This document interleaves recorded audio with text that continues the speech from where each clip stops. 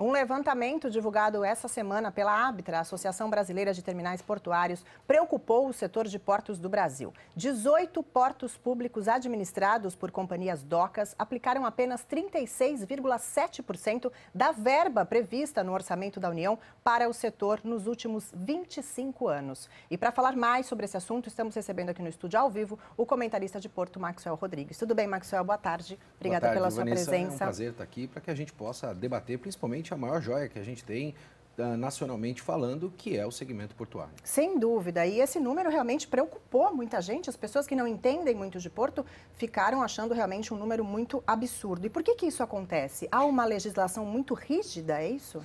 Vanessa, inicialmente eu acho que a gente precisa parabenizar, principalmente a Abtra, a Associação Brasileira de Terminais e Recintos Alfandegados, por ter feito este estudo e ter a preocupação de entregar esse estudo principalmente para todos os presidenciáveis. Isso demonstra aí a preocupação principalmente do setor em fazer as mudanças que são pertinentes e que nós necessitamos para que não hajam esses impactos. Hoje a gente tem um mecanismo muito engessado, onde faz com que toda a paralisia do segmento, principalmente portuário, não consiga avançar da maneira que nós necessitamos. O segmento portuário hoje, principalmente, representa algo em torno aí de 1/3 do PIB nacional, o que demonstra aí a importância desse segmento. Sem dúvida, sem dúvida. E a gente tem uma arte aí para mostrar para vocês, para a gente ter uma ideia, são 34 portos administrados pela Companhia Docas no Brasil. E 18 desses não aplicaram a verba prevista no orçamento. E o Porto de Santos lidera esse ranking. Executou menos da metade, 3,9 bilhões.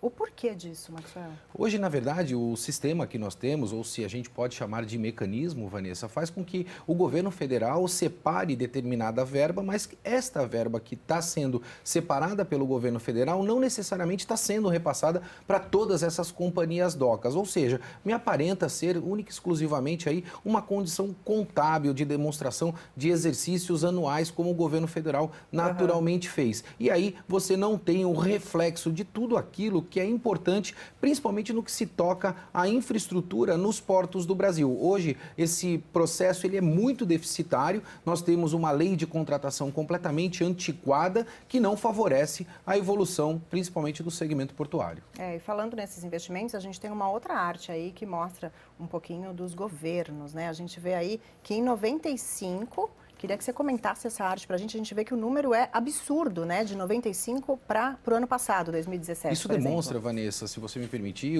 a entrada principalmente da iniciativa privada. Nós tivemos a lei de modernização dos portos. Antes desta lei, o volume de arrecadação era muito baixo, como a gente pode perceber nesta arte. E a partir da entrada da iniciativa privada, nós tivemos uma arrecadação significativa. Nós praticamente aí quadriplicamos o volume de arrecadação, o que demonstra principalmente a entrada do Brasil definitivamente no comércio internacional. Mas a gente precisa fazer uma aspas aí, né? A partir de 2015 para 2017, você percebe que a gente não tem muito crescimento, ou seja, nós estamos partindo para uma estagnação. Por que essa estagnação? Porque tudo aquilo que orbita o segmento portuário, que não depende de investimentos da iniciativa privada, hoje encontra-se totalmente paralisado, o que afeta diretamente este crescimento. E a gente tem aí agora, separado por governos, né? Fernando Henrique Cardoso, Lula, Dilma, Temer. Queria que você comentasse um pouquinho também desses números. A gente percebe que, apesar dos números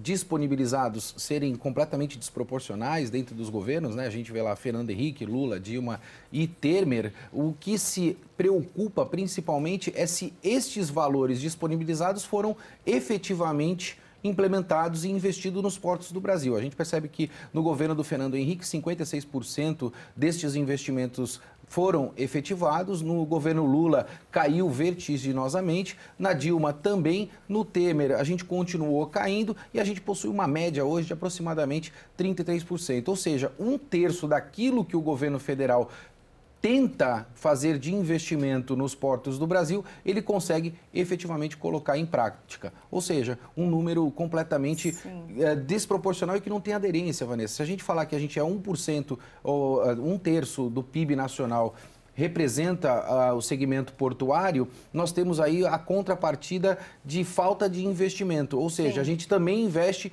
1/3 daquilo que a gente arrecada, ou seja, tem uma lacuna muito grande dentro desse processo, que gera todo esse reflexo que a gente já conhece. E esses investimentos, só para as pessoas entenderem, seriam para quê? Infraestrutura, principalmente? Na verdade, hoje, o segmento portuário e a iniciativa privada, através das concessões, fizeram os investimentos. Nós temos terminais extremamente modernos hoje no país. Mas aquilo que orbita, como eu disse inicialmente, que é acesso, rodovias, ferrovias, principalmente o incentivo de outros modais, como o próprio modal da cabotagem, não é feito hoje pelo governo federal. E a gente tem uma centralização muito grande. A gente percebe até pelos presidenciáveis uma agenda muito focada em comportamento, né? Sim, discutindo sim. muito saúde, de direitos, benefícios. Acaba deixando um pouco de mas lado, a gente não né? fala muito do negócio, a gente não fala do business do Brasil. E o Brasil, efetivamente, passa pelo segmento portuário. Isso é de extrema importância para que a gente possa cumprir tudo aquilo que é necessário para o nosso país. E essa falta da infraestrutura, uma malha ferroviária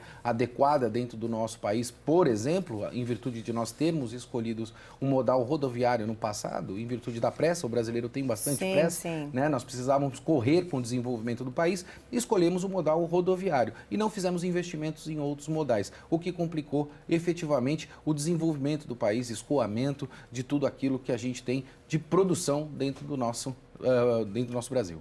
Tá certo, Maxwell. Muito obrigada pela sua presença, pela sua entrevista. Conversei com o Maxwell Rodrigues, comentarista de Porto. Muito obrigada. Obrigado, Vanessa. Bom dia para você.